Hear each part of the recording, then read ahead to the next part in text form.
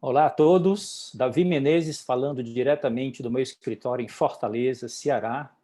É uma grande satisfação de estarmos novamente juntos, abrindo o ano de 2021. Um feliz e saudável ano novo para todos. Gostaria também de agradecer o convite especial que recebi dos grandes líderes e da empresa para compartilhar o meu conhecimento e minha experiência nessa primeira hora saudável do ano.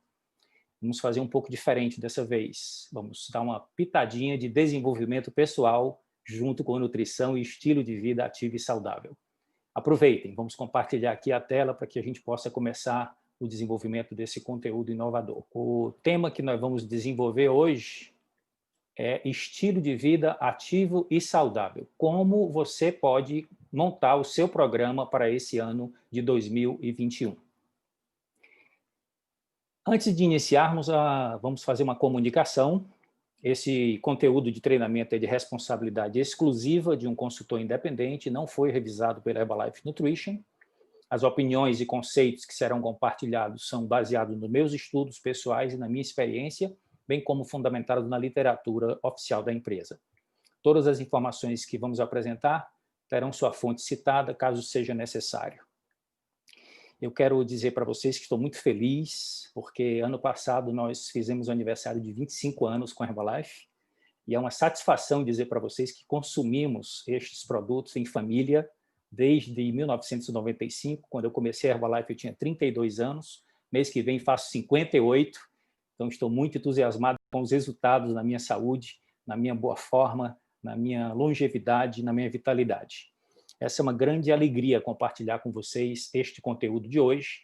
E aqui eu queria já abrir o nosso tema falando sobre as top resoluções de ano novo que essa empresa alemã Statista apresentou para o mercado norte-americano. E a gente pode verificar que tem um pouco de semelhança para as nossas resoluções aqui também no Brasil. Vejam a lista. Em primeiro lugar, fazer mais exercícios, comer de forma mais saudável, passar mais tempo com a família e amigos, perder peso, viver mais economicamente, passar menos tempo em redes sociais, melhorar a performance profissional, reduzir o estresse no trabalho, parar de fumar e reduzir o consumo de álcool.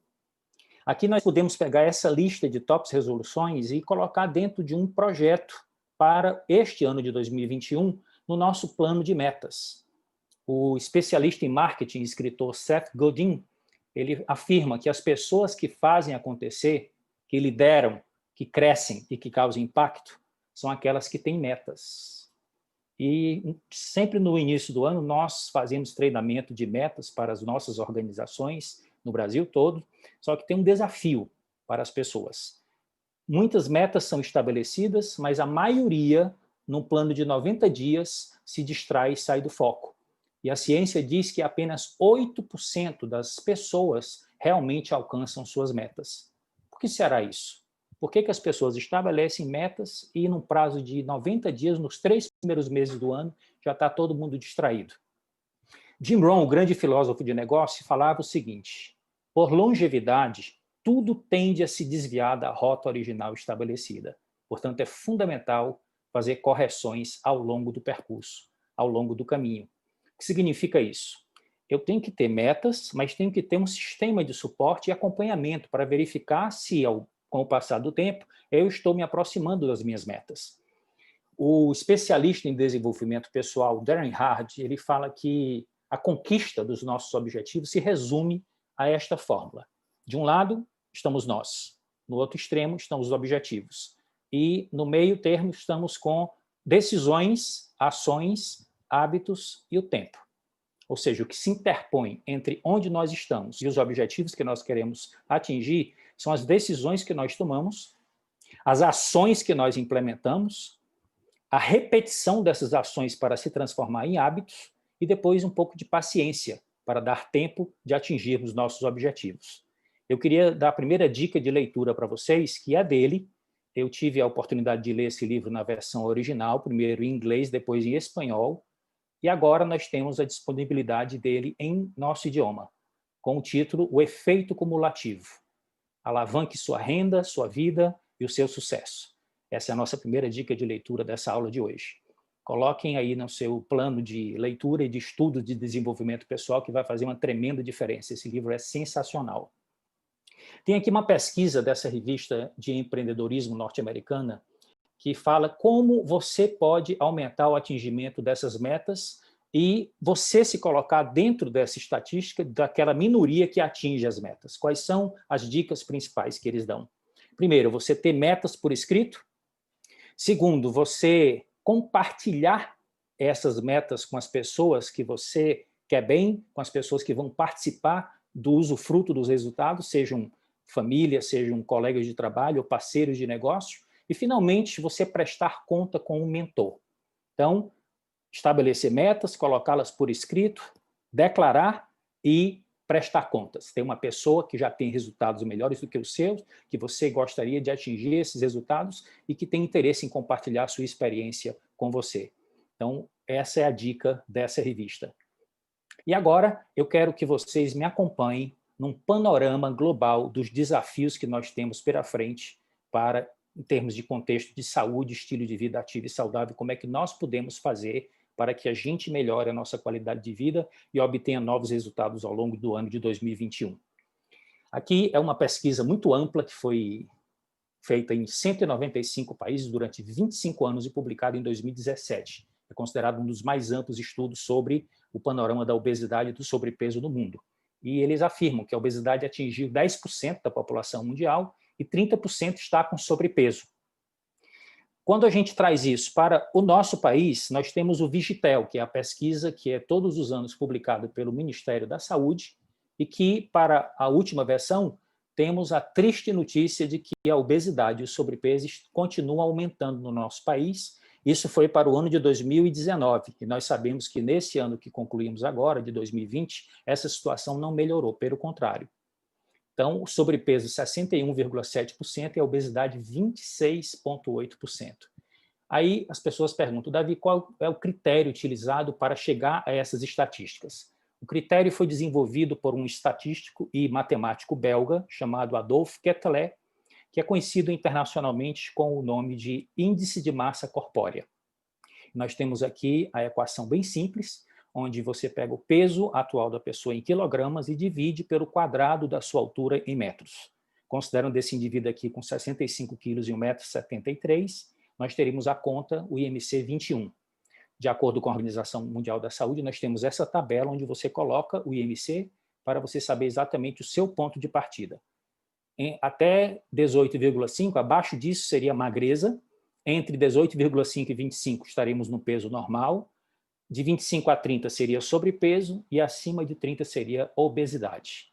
Qual é o desafio que nós temos aqui? Isso aqui é muito útil para estudos de populações, mas quando vamos para o indivíduo, a pergunta que fica é, será que o IMC é uma medida precisa para avaliar o sobrepeso e a obesidade das pessoas?